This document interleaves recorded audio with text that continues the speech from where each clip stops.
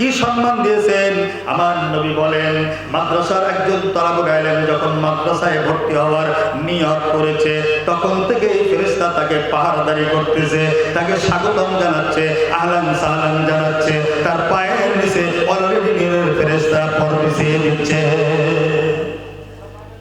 বাহির থেকে, বিদেশ থেকে, আফ্রিকা হোক, আফ্রিকা হোক, ইউরোপ কান্ট্রি থেকে, মুসলিম কান্ট্রি থেকে যত বড় প্রধান বাংলাদেশে আসুক না কেন, তাদেরকে অভ্যর্থনা জানানোর জন্য আপনার লাল কালির দাগ দেওয়া হয়, তাদেরকে এরকম কার্পেট বিছাইয়ে দেওয়া হয়, সম্মাননা করার জন্য বঙ্গভবন পর্যন্ত তাদেরকে সৌন্দর্যমণ্ডিত করা হয়। সারা বাংলাদেশে কিন্তু নয়, কিন্তু না, তাদের জন্য এতটুকু সম্মান।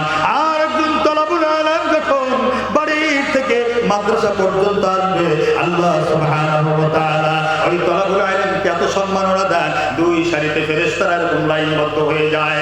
এরপরে তার এরকম ভাবে তার অবস্থানটা এমন পর্যন্ত পৌঁছে যায় এবং তাকে এমন ভাবে সম্মাননা জানাইতে থাকে, ফেরেশতারা নূরের পর বিছাই দিতে থাকে। মাদ্রাসা আসা পর্যন্ত ওই ব্যক্তিকে ফেরেশতারা সম্মাননা দিয়ে, স্বাগতম দিয়ে, আহলান সাহলান দিয়ে মাদ্রাসা পর্যন্ত তাকে পৌঁছিয়ে দেয়।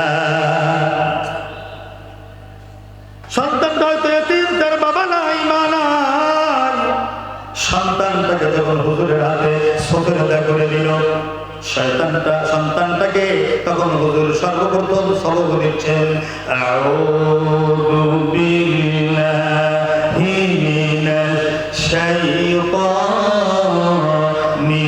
রাজিম, বিসমিল্লাহির রাহমানির রাহিম। হুজুর যখন এই সবকটা দিলেন, প্রশ্ন করতে পারে, হুজুর আউযু বিল্লাহ কেন আমরা কোরআনুল কারীমের তেলাওয়াতের শুরুতে পড়ি? আপনারা তো বলেন প্রত্যেক কাজের শুরুতে বিসমিল্লাহ পড়তে হয়, আউযু বিল্লাহ সবক তো শুধু কোরআনুল কারীমের উপরে।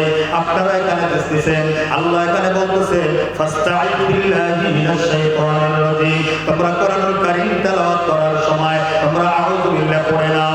কেন আউযু বিল্লাহ পড়বেন? কোরআনুল কারীম সর্বশ্রেষ্ঠ কিতাব, এই কিতাবের সামনে আপনি যাতে না যেতে পারেন, এই জন্য শয়তান আপনাকে রীতিমতো ব্যস্ত থাকে আপনাকে বাধা দেওয়ার জন্য। কোরআনুল কারীম তেলাওয়াতে যতটা বাধা শয়তান দেয়, এতটা বাধা অন্য কোনো আমলে দেয় না। এই কারণে কোরআনুল কারীমের তেলাওয়াতের সময় আউযু বিল্লাহ পড়ে শয়তানকে ঠেকাইয়া দেওয়া হয়। হুজুর তাকে শয়তানের হাত থেকে সম্পূর্ণ পরিত্রাণ করে, পরিষ্কার করে হুজুর তার দিলের ভিতরে আল্লাহর তিনটা নাম ঢেলে দিলেন।